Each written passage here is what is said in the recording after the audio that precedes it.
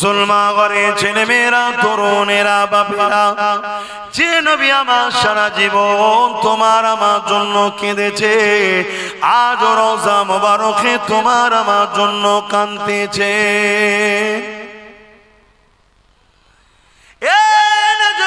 তরুণেরা আল্লাহ নবী নূর নবী দয়া নবী দুনিয়া জমিনে এসেছিলেন তোমাকে আমাকে সমস্ত খারাপ থেকে বাঁচিয়ে আল্লাহর জান্নাতের রাস্তা দেখাবার জন্যে, আল্লাহর জান্নাতের মানুষ বানাবার জন্যে। সেই নবী পাক সাল্লাল্লাহু আলাইহি ওয়াসাল্লাম কতটা তোমাকে আমাকে প্যার করেছে। আমার নবী পাক সারা জীবন তোমার আমার জন্য কেঁদেছে, যখনই কেঁদেছে তোমার আমার জন্য কেঁদেছে। আম্মা জান খাদিজাতুল কুবরা রাদিয়াল্লাহু তাআলা আনহা বলতে লেগেছে আমার নবী পাক সাল্লাল্লাহু আলাইহি ওয়াসাল্লাম রাত জেগে জেগে সিজদায় পড়ে পড়ে আল্লাহ পাকের কাছে কাঁদতে থাকতেন, ও রব্বি আল্লাহ পাক আমার উম্মত উম্মতিদেরকে maaf করে দিন আল্লাহ, আল্লাহ আমার উম্মত উম্মতিদেরকে ক্ষমা করে দিন আল্লাহ, আল্লাহ আমার উম্মত উম্মতিদেরকে নাজাত দিন আল্লাহ।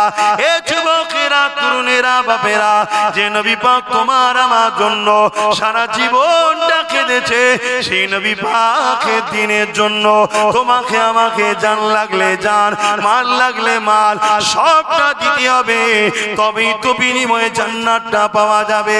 হ্যাঁ যদি কেউ মনে করো আমি এমনি এমনি পেয়ে যাব সে মূর্খের স্বর্গে বাস করতে লেগেছে। কেননা মনে রাখবে ইতিহাস এটাই বলতে লেগেছে আর দুনিয়া ও মাজরাতুল আখিরাত এটা হলো তোমার আমার জন্য আখিরাতের খেতি বাগান। এখানে আল্লাহ পাক পাঠিয়েছে পরীক্ষা নিবার জন্য। এই পরীক্ষাটা কেমন ভাবে দিতে হবে আল্লাহ নবীকে বলতে লাগলে লা ইয়ামিনু আহাদুকুম হাত্তা কুনা আব্বা ইলাইহি মিন ওয়ালিদিহি ওয়া ওয়ালাদিহি ওয়ান নাসি আজমাইন। তোমরা তোমাদের টাকা পয়সা ধন দৌলত জমি জায়গা ঘর বাড়ি বাপ মা সন্তান স্ত্রী এমনকি নিজের জানের থেকে বেশি আমি রাসূলুল্লাহকে যারা মহব্বত না করবে ততক্ষণ পর্যন্ত ঈমান হবে না। ওই মজলিসে হযরত ওমর ফারুক বসেছিলেন, তিনি বলতে লাগলে ইয়া রাসূলুল্লাহ হাবিবাল্লাহ আমি সব কিছু থেকে আপনাকে বেশি ভালোবাসি ইল্লা মিন নাফসি, জানের থেকে বেশি নয়। আল্লাহ নবী বললেন ওমর হবে না, জানের থেকে বেশি ভালোবাসতে হবে। কিছুক্ষণ পর ওমর ফারুক দাঁড়িয়ে গেলে, দাঁড়িয়ে গিয়ে বলতে লাগলে ইয়া রাসূলুল্লাহ ইয়া হাবিবাল্লাহ আমি ওমর দাওয়া দিয়ে দিলাম আমি আমার জানের থেকে বেশি আপনাকে ভালোবাসি। আরো জোরে বলুন সুবহান।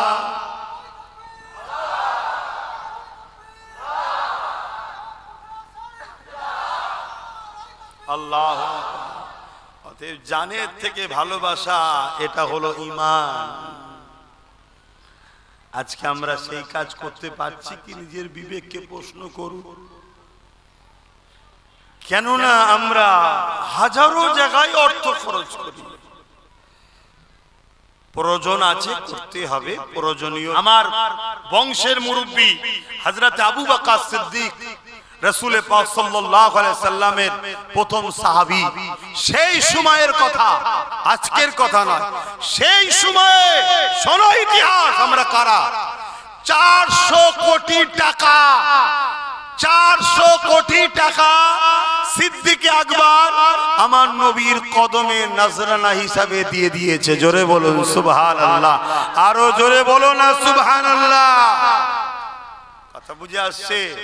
আজ তোমরা যতই চেষ্টা করো দাদা হুজুরের আওলাদদের থেকে মুসলমানদের সরিয়ে দেব, আরে খোদার মার তোমাদেরকে আল্লাহ নেস্তে নাবুদ করে দেবে।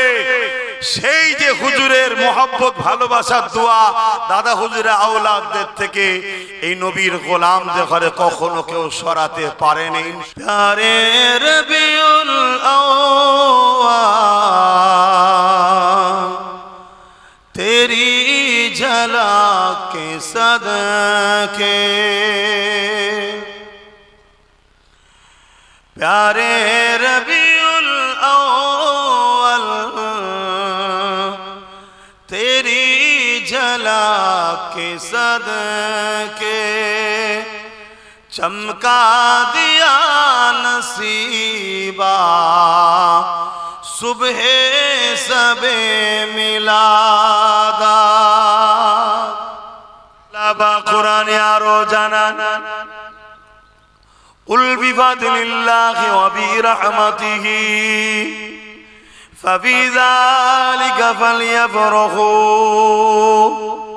ए दुनिया मनुष्येरा তোমরা শুনে রেখে দাও আল্লাহ বাকি জানাতে লেগেছে আল্লাহ তিনার হাবিবকে বলতে লেগেছে আমার হাবিব দুনিয়ার মানুষকে বলে দেন বিফাদলিল্লাহি ওয়া বিরহমাতিহি আমার ফজল ও রহমত পে ফাবিযালিকা ফালিয়াফরাহু তারা যেন খুব আনন্দ খুশি বানায় আল্লাহ পাক বললেন আমার ফজল পে আমার রহমত পে খুব আনন্দ খুশি বানাবার হুকুম কে দিয়েছে আল্লাহ তো নবী রহমত না রহমত নয় সূরা আম্বিয়ার মধ্যে আল্লাহ বললেন ওমা আরসালনাকা ইল্লা রাহমাতাল লিল আলামিন আমি আমার হাবিবকে তামাম আলমের জন্য দয়া করেছি জোরে বলুন সুবহানাল্লাহ তাহলে রসুলের পে খুশি বানাতে হবে এটা কার হুকুম জোরে বলুন আরে জবান খুলে বলুন কার হুকুম আল্লাহ কোরআনে হুকুম করছেন হাবিবকে খুশি বানাতে হবে তবে এই খুশিটা শরীয়তের বাইরে নয় আমাদের খুশি অন্য ধর্মের অনুসরণ করে হতে পারে না কে কি করছে আমার দেখার দরকার নেই আমাদের খুশি হবে সাহাবা হুজুরদের আদর্শে জোরে বলুন সুবহানাল্লাহ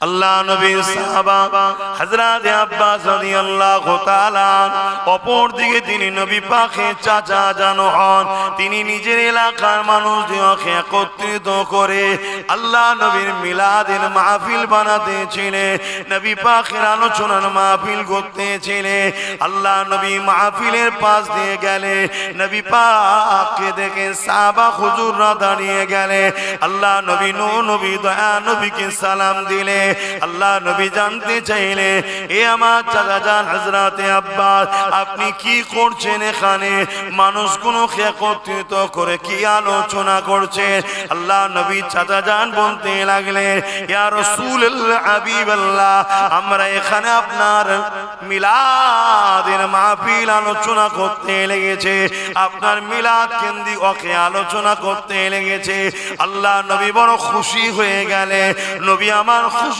বলতে লাগলেন ওয়াজাবাত লাহু শাফাআতি আমার মিলাদের মাহফিল যারা বানাবে আমি রাসূল শাফাআত তাদের জন্য ওয়াজিব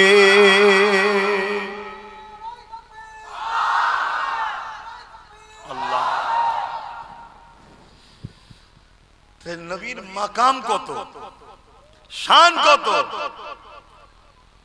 সেই নবী পাক সাল্লাল্লাহু আলাইহি সাল্লাম আমরা পেয়েছি পেয়ে খুশি না বেজার গো একটু সকলে বলুন না যেটা আছে অন্তরে সেটাই মুখ দিয়ে প্রকাশ করুন তবেই তো মুমিন অন্তরে এক মুখে আর একে বলা হয় মুনাফিক তো বলুন খুশি না বেজার আল্লাহ কবুল করে বলুন আল্লাহুম্মা আমিন এই নবী পাক সাল্লাল্লাহু আলাইহি সাল্লাম এসে কত কষ্ট করে আমাদের কাছে ইনসাফ দিয়েছে ইনসানিয়াত চিনিয়েছে মানবতার রাস্তা দেখিয়েছে নারীর অধিকারের রাস্তা দেখিয়েছে গরিবের অধিকারের রাস্তা দেখিয়েছে মা বাপের সম্মানের রাস্তা দেখিয়েছে এক কথায় জুলুমকে খতম করে ইনসাফ প্রতিষ্ঠিত করেছে আমার নবী জোরে বলুন সুবহানাল্লাহ আল্লাহ নবী খোদ নিজের মিলাদ নিজে বানিয়েছে অর্থাৎ মিলাদের শুকরিয়া আদায় করে আল্লাহ নবী প্রতি সোমবার দিন রোজা রাখতেন সাহাবা হুজুররা জিজ্ঞাসা করলেন ইয়া রাসূলুল্লাহ হাবিবাল্লাহ আপনি সোমবার দিন কেন রোজা রাখেন আল্লাহ নবী বলেছিলেন এ বাবা সাহাবারা এই সোমবার দিন আমি রাসূল আমার মিলাদ হয়েছে অর্থাৎ আমি দুনিয়ায় আগমন হয়েছে আমি আমার মিলাদের আগমনের দিনে শুকর শুকরানা আল্লাহ পাকের জন্য রোজা রেখে থাকে।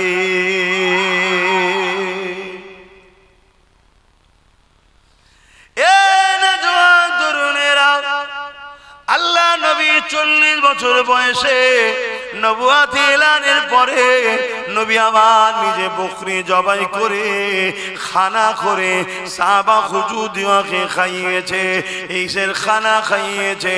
আমার নবী পাক নিজের মিলাদের খুশির খানা খাইয়েছে। তাহলে বলো আমরা সেই নবী পেয়ে খুশি না বেজার? আমাদের জান মাল সবকিছু দিয়ে হুজুরকে ভালোবাসতে হবে, তবেই তো ঈমান। আজ লক্ষ লক্ষ কোটি কোটি মুসলমান দাবিদার, ঈমান কজনের আছে? ঈমানটা দেখতে হবে। ঈমান যতক্ষণ পর্যন্ত না তুমি তোমার জানের থেকে বেশি রাসূলকে মুহাব্বত করছো, ততক্ষণ তুমি ঈমানদার আশা করতে পারো না। সাহাবা হযরত ওমর ফারুক রাদিয়াল্লাহু তাআলা তিনি বলতে লেগেছে, এ দুনিয়া মানুষেরা যারা ঈদে মিলাদুন নবীর মাহফিল করলো, আমার নবী পাকের শিশুবেলা আলোচনার মাহফিল করলো, তারা যেন ইসলামকে জিন্দা করলো।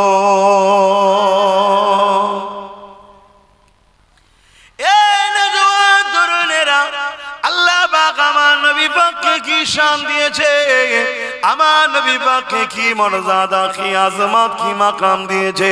وقال ابو بكر الصديق من انفق درهما على قراءه مولود النبي صلى الله عليه وسلم كان رفيقي في الجنه। হযরত আবু বকর সিদ্দিক জানিয়ে দিলে, এ দুনিয়া মানুষেরা তোমরা যদি আমার নবীর মিলাদের মাহফিল বানাতে 1 দিরহাম যদি দান করে থাকো, আমি আবু বকর জানিয়ে দিলাম ওই 1 দিরহাম দানকারী দাতাটা আর আমি আবু বকর আল্লাহ পাকের জান্নাতি বন্ধু হব। আরো জোরে বলুন সুবহান। আমাদের মধ্যে অনেক সময় ধারণা হয় যে অনেক লোক আছে দান করে যারা শরীয়তের হুকুমগুলো ঠিকভাবে মানতে পারে না, প্যান্ট শার্ট পরা হয়তো দাড়ি চেঁচে ফেলেছে, ভুল করেছে, এই ছেলেগুলো আবার কি করে সিদ্দিক আকবরের জান্নাতের বন্ধু হতে পারে, এটা আমাদের অনেকের ধারণা এসে যায়। আমরা ইতিহাস জানি না, আমরা শরীয়তকে বুঝি না, এজন্য ধারণা আসে আমার আল্লাহ যাকে পছন্দ করে নেবে তাকে আল্লাহ জান্নাতের উঁচু মাকামে যাবার উপযুক্ত বানিয়ে তৈরি করি তারপরে তুলবে। জোরে বলুন সুবহানাল্লাহ। তাই কিসমত চমকানোর ব্যাপার, যদি একবার কিসমত চমকে যায় তাহলেই আমরা কামিয়াবি হয়ে যাব। তাহলে আমার রাসূল পাক সাল্লাল্লাহু আলাইহি সাল্লামের মাকাম কত, যে নবীর মিলাদের মাহফিল বানানো কত সম্মানের কাজ এবং সেই মাহফিলে সহযোগিতা করা কত সম্মানের কাজ। আজ বড় দুঃখ লাগে আমাদেরই ভাইরা শিক্ষার অভাবে হোক বা কোন ভুল রাস্তায় পড়ে যে হোক, অনেকের ধারণা রাসূলের মিলাদের মাহফিল করা যাবে না, সিরাতুন নবী করো। অবশ্যই সিরাতুন নবী অবশ্যই করতে হবে, কিন্তু আহলে সুন্নাত ওয়াল জামাআতের আকীদা সিরাত যার মিলাদও তার। সিরাত বলতে জীবনী, কোন জীবনী কারো লিখলে বললে বা বলতে গেলে সেই জীবনী কিনা শিশুবেলাটা বাদ দিয়ে কি জীবনী হয়? কথা বলো। এটা আশ্চর্যের বিষয় যে নবীর সিরাত মানেন, মিলাদ মানতে চান না।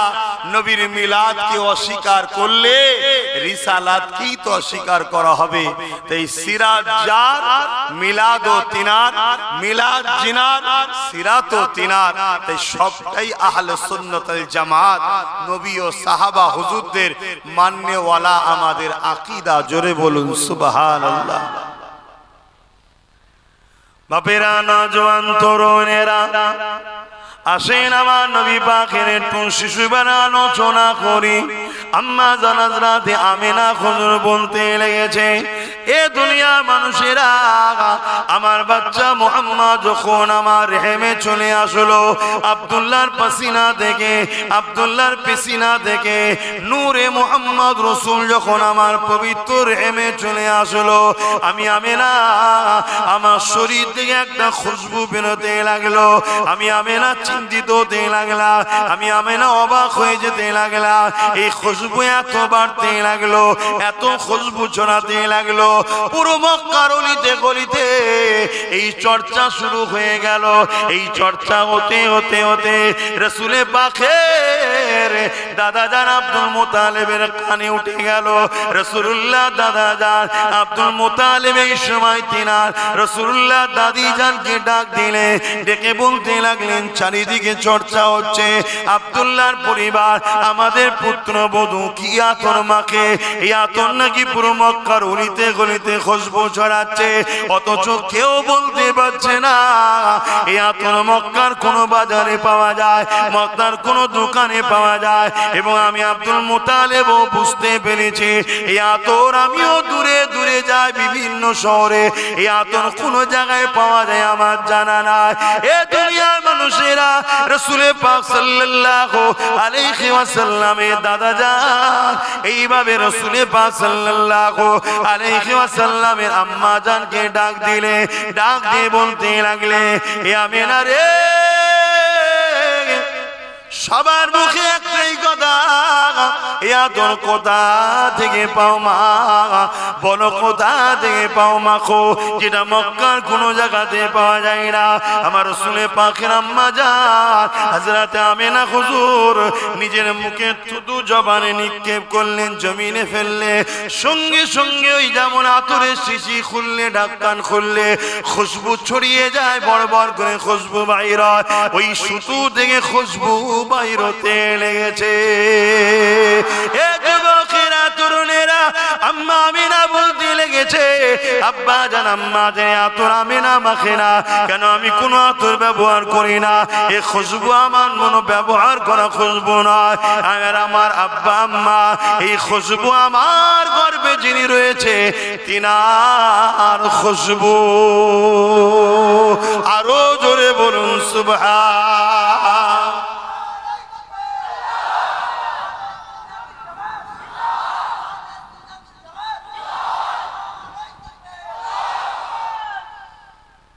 আমার নবী কত বড় নিয়ামত বুঝতে পাচ্ছেন? কি গো বলবেন তো? সেই রাসূল ছেড়ে দিয়ে দুনিয়ার কোথায় ছুটছো যুবক? কোথায় হাতড়াচ্ছ? কোথায় বসে থাকছো? কোথায় উঠা বসা করছো?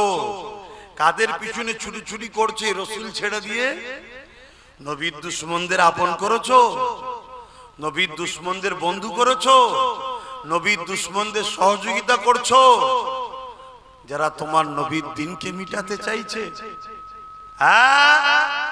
যারা তোমার নবীর শানে গোস্তাখি করে, ছোট বড় কথা বলে, নবীর মিলাদের মাহফিলকে মিটিয়ে দিতে চায়, নবীর দিনকে মিটিয়ে দিতে চায়, তাদের সঙ্গে যুবক উঠা বসা করো। হাত্তাকে আমার নবীর যারা বিরোধী করছে, মাফ করবেন ভাষা খারাপ লাগলে কিছু করার নেই, তাদের শরীরের দুর্গন্ধে কাউকে যদি জেন ধরে, ওই জেন পর্যন্ত ছেড়ে পালাবে।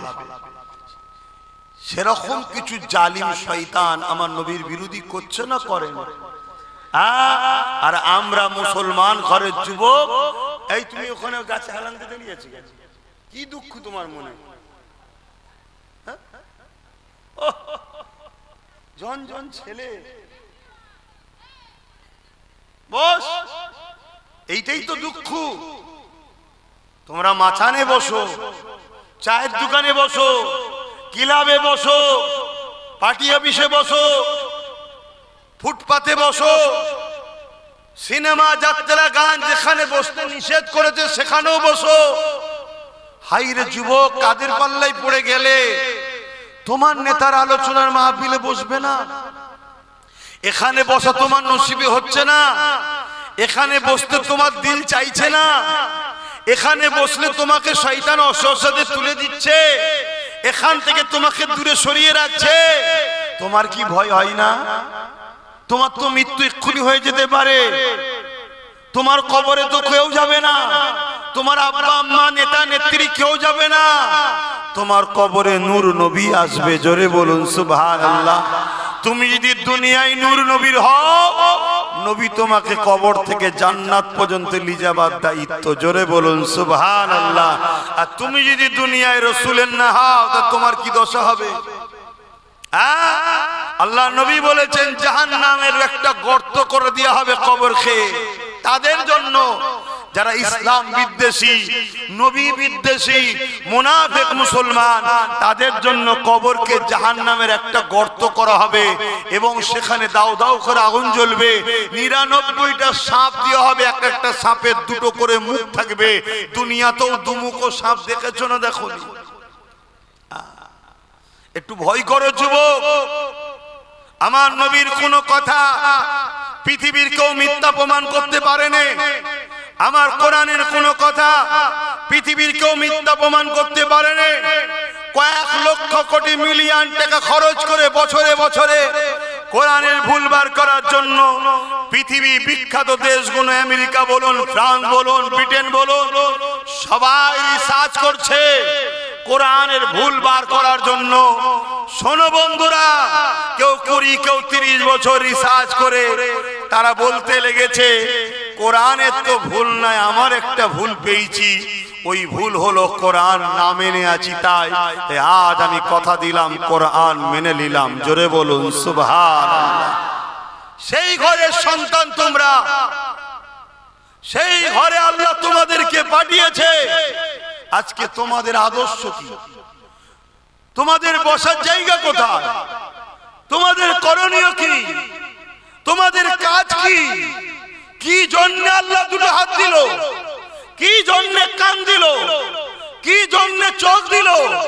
কি জন্য জবানে কথা দিল? কি জন্য পা দিল? কি জন্য জিন্দেগি দিল? কি জন্য ভালো মন্দ বুঝার জন্যই তো দিমাগ দিল। এগুলো পেও যদি তুমি সঠিক রাস্তায় না চলো, তাহলে তোমাকে আমাকে মুনাফিক বলা হবে। আর মুনাফিকের ঠিকানা জাহান্নামের কঠিন নির্মমতম জায়গায়।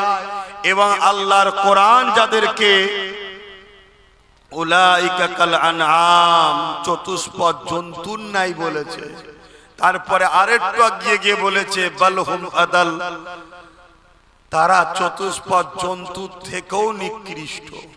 শুনছো যুবক, তোমরা কি চতুষ্পদ জন্তুর নাই হতে চাও? তার থেকেও নিকৃষ্ট হতে চাও? তাহলে চতুষ্পদ জন্তুগুলোর সঙ্গে উঠা বসা বন্ধ করো। আমরা মনে করি দুটো হাত দুটো পা আমাদের সঙ্গে থাকে, কথা বলে, খাই দায়, এগুলো মনে হয় মানুষ। আরে না, সূরাতে সকলে মানুষ হতে পারে। কোরআন তাদেরকে চতুষ্পদ জন্তুর নাই বলেছে এবং তার থেকেও নিকৃষ্ট বলেছে। শুনছেন তো? একটু বোঝো আমার ভাইরা, এসেছে এই কারণে। আর মাদ্রাসাগুলোতে এই সত্য শিক্ষা হয় বলে আজ জালিম অত্যাচারীরা, সমাজ বিরোধীরা, খুনিরা, রেপিস্টরা, দাঙ্গাবাজরা, চরিত্রহীনরা মাদ্রাসার বিরোধী করে। এ সমাজে মাদ্রাসা বিরোধী লোক আছে না? না। যারাই মাদ্রাসার বিরুদ্ধে, মনে রাখবেন, হয় গাঁজাখোর, নাই পাতাখোর, নাই সুদখোর, নাই জেনাখোর, নাই খুনি, নাই দাঙ্গাবাজ, নাই সমাজ বিরোধী, নাই লুটেরা, কোন ভালো লোক মাদ্রাসার বিরোধী করে না। কেন? মাদ্রাসা মানুষ তৈরি করার কারখানা। জোরে বলুন সুবহানাল্লাহ। দুটো হাত, দুটো পা, দুটো চোখ তো দিয়েছে। এ হাত চালাতে হয় কোথায়? মাদ্রাসা শিক্ষা দেয়। এ পা চালাতে হয় কোথায়? মাদ্রাসায় শিক্ষা দেওয়া হয়। এ কান চালাতে হয় কোথায়? মাদ্রাসায় শিক্ষা দেওয়া হয়।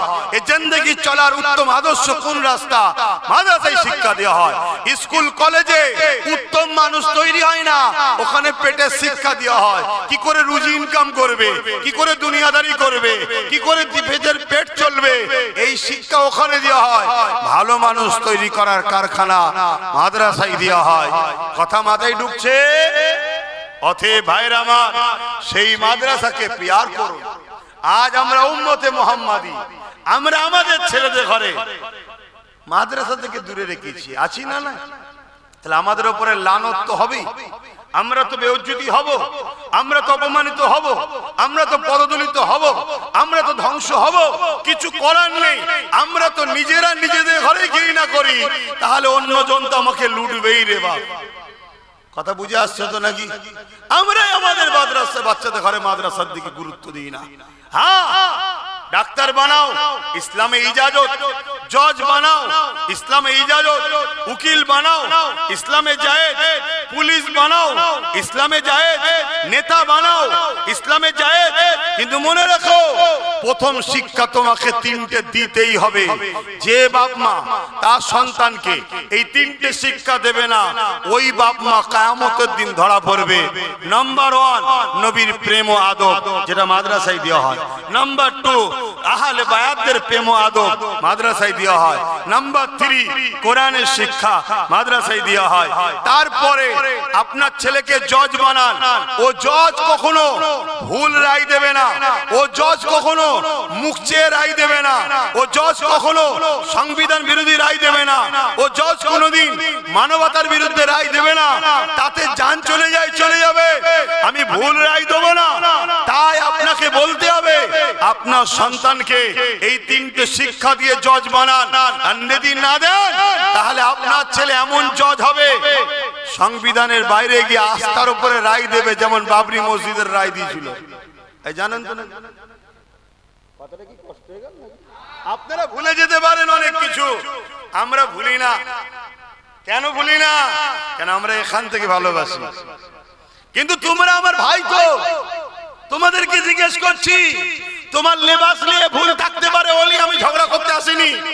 হালকা বয়সে একটু হবে, একটু লাফালাফি করবে, কিন্তু ইসলামের মূল ধারা থেকে সরে যাচ্ছ কেন? ইসলামের মূল জায়গা থেকে সরে যাচ্ছ কেন? তুমি তোমার ছেলেকে দ্বীনি শিক্ষা দেওয়ার পরে তোমার ছেলেকে ডাক্তার বানাও। ও ডাক্তার হবে, কসাই হবে না। এখন অনেক ডাক্তার হয়েছে কসাই, বোঝেন তো নাকি? 3 দিন আগে মারা গেছে, তারপরেও তাকে অপারেশন করেই যাচ্ছে আর পয়সা লুটেই যাচ্ছে। এরকম কসাই আছে না? না।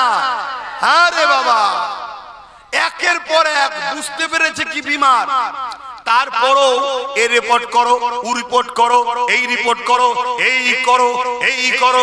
গরিব মানুষ 15,000 টাকা বিল, আর যেখান থেকে রিপোর্ট করবে সব কনসেশন।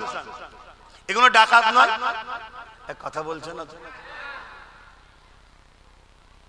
মনে রাখবেন, যদি তোমার ছেলেকে দ্বীনি শিক্ষা দাও আর তারপরে ডাক্তার বানাও, ও ছেলে কিন্তু এরকম হবে না। ওর মধ্যে আল্লাহর ভয় থাকবে। তারপরে তোমার ছেলেকে দ্বীনি শিক্ষা দাও, দিবার পরে তোমার ছেলেকে ডাক্তার বানাও, তোমার ছেলের হাতে কোনোদিন এই তিলক তোমার মতো কোনো গুণ রেপ হবে না। আর যদি তোমার ছেলেকে দ্বীনি শিক্ষা না দিয়ে ডাক্তার বানাও, ও কত তিলক তোমাকে জানলে নেবে। জানেন তো তিলক তোমাকে ভুলে গেছেন নাকি? ভুলে গেছে। এখন কারো মনে হতে পারে অমুসলিম মেয়ের কথা আপনি ধর্ম সবাই বলছেন কেন? তুই ধর্মটাকেই তো বুঝলি না। ধর্ম তো মানুষকে ভালোবাসার নাম। তার ধর্ম কি সে জবাব দেবে, আমার ধর্ম কি আমি জবাব দেব? সে আমার বোন হয়, সে মানুষ, সে নারী জাত, মায়ের জাত, সে বাপ আদম মা হাওয়ারই সন্তান। তাকেও ভালোবাসা, তার জন্য কষ্ট পাওয়া, এটা একটা ইমানেরই পরিচয়। জোরে বলুন সুবহানাল্লাহ।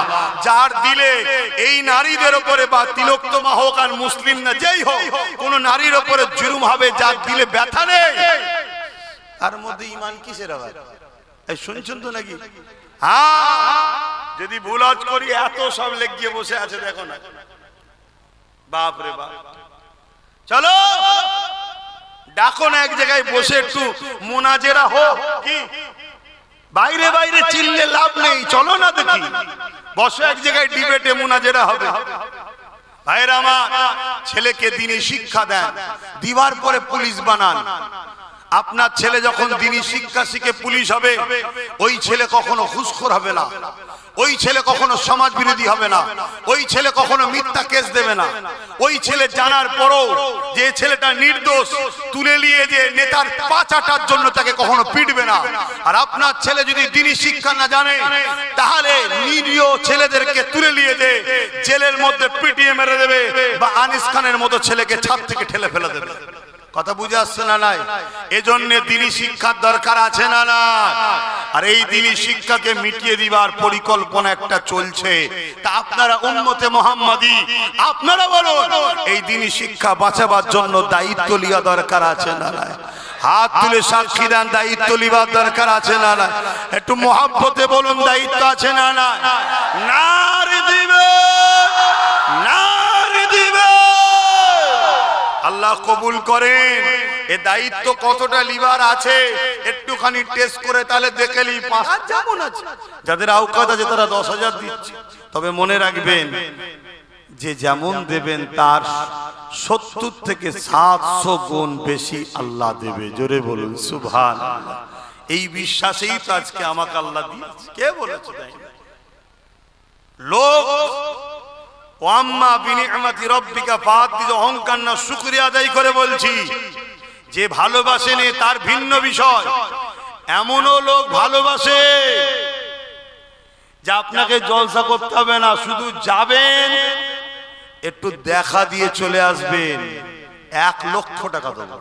অহং মিথ্যা কথা বলছি, ১ লক্ষ টাকা দেবো। শুধু আমাদের গ্রামে যাবেন, একটু জলসায় হাজিরি দেবেন, দেখা করবেন, চলে আসবেন। এরকমও ভালোবাসার লোক আব্বাস সিদ্দিকীর অনেক আল্লাহ রেখেছে। আলহামদুলিল্লাহ, আলহামদুলিল্লাহ। অহংকার নাই, আল্লাহ শুকরিয়া আদায় করে বলছি। কেন আমি এটা বলে কি বুঝাতে চাইছি? কেন এই এত মানুষের সঙ্গে আমার টান করালো কে? জোরে বলেন, জোরে বলেন, জোরে বলেন, জোরে বলেন, জোরে বলেন, জোরে বলেন। কেন? হুজুরের গোলামির ফল। তোমরা হুজুরের গোলাম, আমার নবীর গোলাম। গোলাম যে হবে তার সবকিছু হুজুরের জন্য।